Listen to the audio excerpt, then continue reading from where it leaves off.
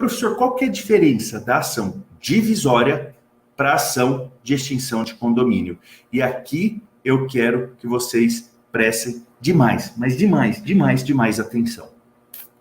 Se eu tenho uma casa, ex-marido, ex-mulher, tem como o marido ficar com a sala e com o banheiro, a esposa com os quartos e com a cozinha? Fala, não. Professor, não tem. A casa é indivisível. Se o bem é indivisível porque fisicamente eu não posso dividi-lo, o que eu vou fazer, professor? Eu vou para extinção de condomínio.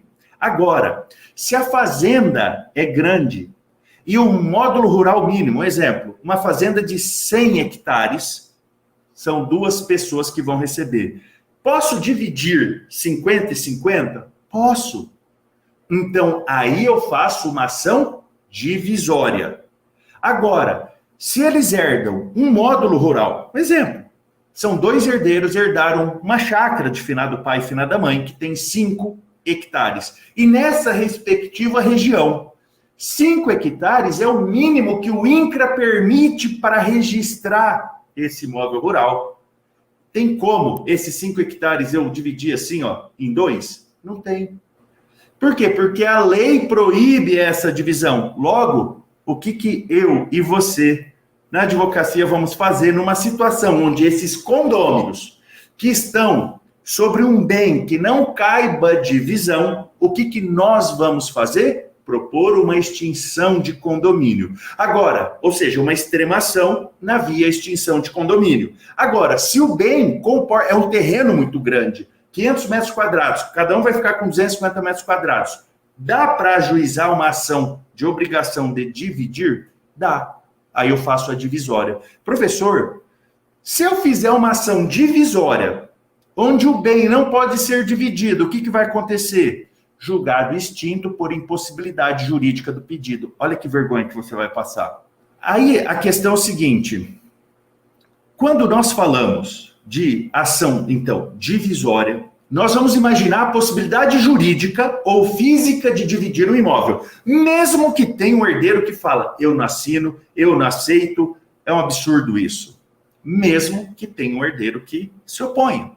Ou nós vamos fazer uma extinção de condomínio, mesmo que um cônjuge não queira sair da casa e não queira vender para partilhar. Por quê? A diferença entre ação divisória, lembra, a gente está falando de extremação.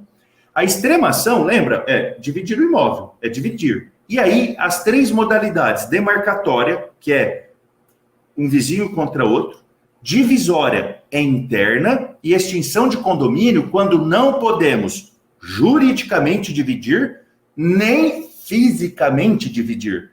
E aqui, qual que é a diferença prática, do mundo prático? Na ação divisória, você vai entregar para o seu cliente a matrícula da parte dele individualizada.